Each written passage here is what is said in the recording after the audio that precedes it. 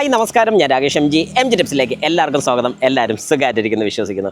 എന്തുകൊണ്ടാണ് ഹൈബ്രിഡ് വാഹനങ്ങൾ അഥവാ ഇലക്ട്രിക് വാഹനത്തിലൊക്കെ നിങ്ങൾ ഈ ഒരു കാര്യം ശ്രദ്ധിച്ചിട്ടുണ്ടെങ്കിൽ അറിയാം, ഇതുപോലെ സീറ്റിൻ്റെ താഴെയോ അല്ലെങ്കിൽ ഏതെങ്കിലുമൊക്കെ പൊസിഷനിൽ ഇതുപോലൊരു വെൻറ്റ് കണ്ടിട്ടുണ്ടായിരിക്കും. എത്ര പേര് ഇതുപോലൊരു വെൻറ്റ് ശ്രദ്ധിച്ചിട്ടുണ്ട്?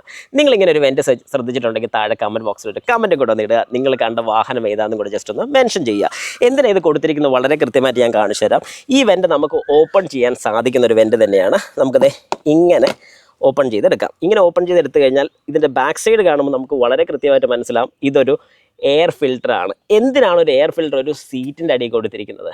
ഇനി സീറ്റിൽ വെന്റിലേറ്റഡ് സീറ്റ്സ് ആയതുകൊണ്ടാണോ ഇങ്ങനെ കൊടുത്തിരിക്കുന്നത്? അല്ല, ഇത് ശരിക്കും ഇതിനകത്ത് ലിഥിയം അയൺ ബാറ്ററി വരുന്നുണ്ട്. അതായത് നമ്മുടെ വാഹനത്തിൻ്റെ സീറ്റിൻ്റെ അടിയിൽ ബാറ്ററി വരുന്നുണ്ട്. ഇതൊരു ഹൈബ്രിഡ് വെഹിക്കിളാണ്. ആ ഹൈബ്രിഡ് വെഹിക്കിളിൻ്റെ ഹൈബ്രിഡ് ബാറ്ററി യൂസ് ചെയ്തിരിക്കുന്നത്, അല്ലെങ്കിൽ ആ ബാറ്ററി വരുന്നത് ഈ സീറ്റിൻ്റെ അടിയിലാണ്. എന്നാൽ ഈ ബാറ്ററി ചൂടാകാതിരിക്കാൻ വേണ്ടി ഒരു ബ്ലോവർ യൂണിറ്റ് ഇവിടെ കൊടുത്തിട്ടുണ്ട്.